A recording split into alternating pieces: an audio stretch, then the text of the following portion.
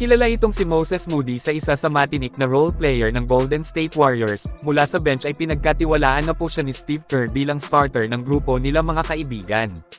Mas nakuha pa ni Moody yung tiwala ng coaching staff ng Warriors kesa kay Jonathan Kuminga na isinuka na ng franchise na kilala noon na mas magaling, ngunit biglang natakpan na lang ni Moses si J.K. Dinaan sa sipag.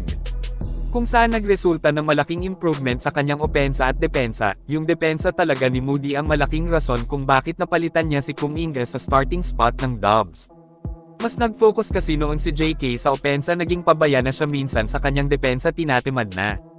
Ang problema nga lang last season nadali si Moses Moody ng season-ending injury, isa sa dahilan kung bakit sobrang nahirapan na ang Warriors na palagan ang mga kalaban maliban sa pagkawala ni Jimmy Butler na nagtamo nga rin ng season-ending ACL injury. Ngayon ay napasok ang pangalan ni Moody sa ilang trade rumors na kumakalat, isa sa dahilan dito ay ang pagkakaroon ng malaking interest ng Golden State na kuhanin itong matagal na nilang gustong makuha. Ang napaka-athletic at scorer naman lalaro ng New Orleans Pelicans na si Trey Murphy, 3 tirador sa threes at may matibay rin siyang depensa, kaya noon palang gusto na talaga siyang makuha ng GSW. Ayon po sa trade ideya na ito ay makukuha ng Golden State Warriors si Trey Murphy 3 via trade kapalit sina Brandon Podziemski, Moses Moody at ilang future picks.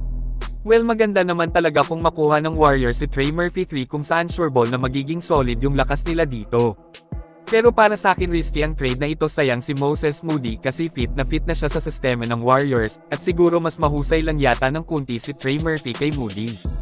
Ang issue lang kasi nadali ng injury, pero yun nga yung Warriors ang mas nakakaalam dito kung ano ang tamang galaw para mapalakas ang kupunan nila. Maliban kay Moody, itataya din nila ang ilang future picks nila para kay Murphy. Pero kayo mga kaibigan, ano ang masasabi nyo sa trade ideya na ito?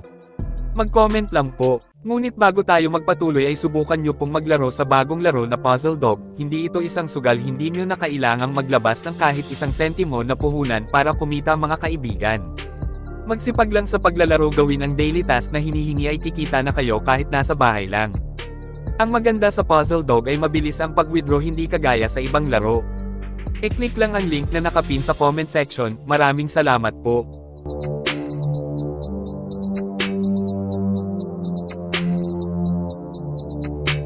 Ngayon ay dumako naman na tayo sa isa pang target ng Warriors na sentro sa draft ngayong taon, itong 6'11" center na si Haynes Steinbach. Dalawa lang sila ni Aday Mara na pang-ilalim na target ng GSW.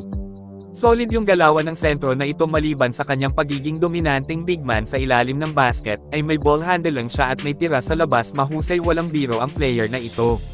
Na ayon sa scouting report ay hinihalin tulad siya kina Alperen Sengun at Domantas Sabonis.